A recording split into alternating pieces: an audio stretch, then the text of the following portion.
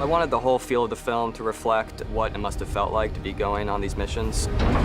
Really put the viewer into a totally immersive sort of experience.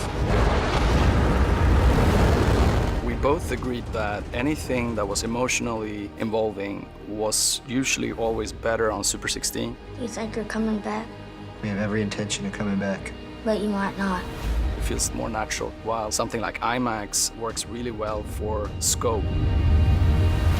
It's all about making the audience feel something. It's trying to pinpoint what kind of style is going to best put the audience into the character's shoes. So Linus and I felt that that was something we could really sort of communicate on a gut level with this really radical change in formats. It's hard to do a bigger jump in format than from 16mm to IMAX. Houston, Tranquility Base here. The Eagle has landed. We know about his first steps down the ladder, but we don't know what that would feel like from the point of view of the person going down the ladder, actually seeing what he would be seeing, and seeing it in full IMAX, taking those first subsequent steps on the moon. That's one small step for man, one giant leap for mankind. We have been living with a lot of emotions. We shot that quite grainy and gritty, and especially inside the craft, we shot on Super 16. And in order to give the audience like the maximum contrast to that, IMAX felt very natural. We had always envisioned the moment of stepping out onto the moon like our Wizard of Oz moment.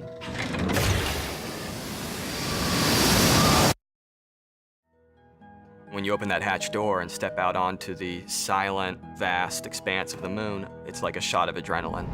The surface appears to be very fine-grained. It's almost like you've transported people to this other world. And I think that that visual experience will really elevate the personal stories that we're telling along the way.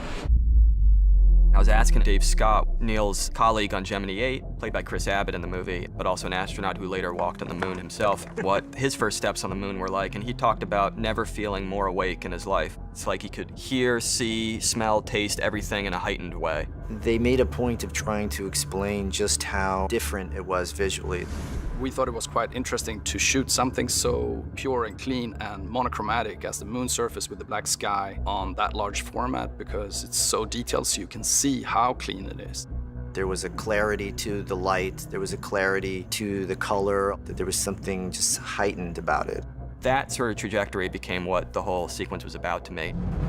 The jump from 16 to IMAX might help to recreate that sensation. It felt like the sort of crystalline clarity of IMAX, especially coming out of a grittier, grainier sort of approach to the rest of the movie, would be the right sort of way to make you feel that heightened level of consciousness. All right, here we go. Pretty clear. Tonight we're shooting Neil Armstrong's descent down the ladder. Spanning. Mark. We decided to shoot the moon outdoors in a quarry that has very much the color and texture of the real moon. We were shooting with IMAX cameras, and we were shooting with lights that Linus, our cinematographer, had created to try and simulate sunlight. And the lenses we're using are actually the same lenses that they used on the moon when they took the still photos. It was my first time shooting on IMAX film, and it was an amazing experience. The IMAX theater is really, really great to see this movie just because the format changes from 240 to 143, which means that the image goes from the normal letterbox and opens up beneath your feet. You really get the sensation that you're coming out onto the moon surface.